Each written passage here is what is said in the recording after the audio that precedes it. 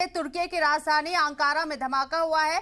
तुर्की में पार्लियामेंट के पास खुदकुश ये हमला। तुर्की में धमाके के बाद फायरिंग हुई है।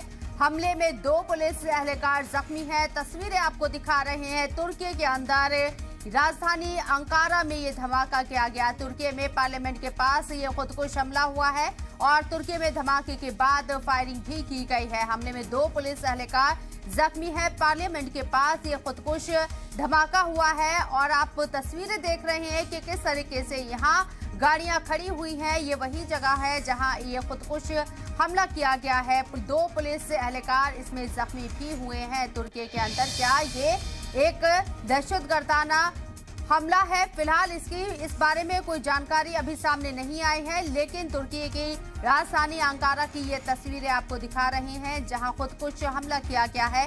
पार्लियामेंट के पास ये खुदकुश हमला किया गया है।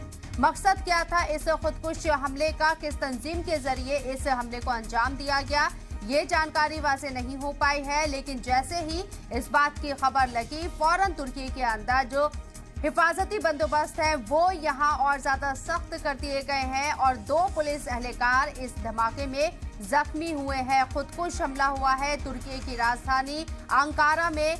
ये पार्लियामेंट के पास खुदकुश हमला हुआ है। आपको बता दें कि तुर्की के अंदर अभी नॉर्मलसी लाने की कोशिश हो रही है पुलिस के जरिए, क्योंकि आप देखेंगे कि जरूर चेकिंग हो रही है यहाँ, लेकिन पुलिस जगह जगह आपको नजर आएगी। तुर्की में इस धमाके के बाद फायरिंग भी की गई है और हमले में 2 पुलिस एहलकार अब तक जख्मी बताए जा रही हैं। चप्पे चप्पे पर पुलिस की निगरानी तुर्की में बढ़ा दी गई है। पार्लियामेंट के पास खुदकुश हमला किया गया। किस तंजीम के जरिए खुदकुश हमला किया गया है ये अभी वाज़ेह नहीं है, लेकिन तुर्की पुलिस पूरी तरह से मुस्तैद नजर आ रही है।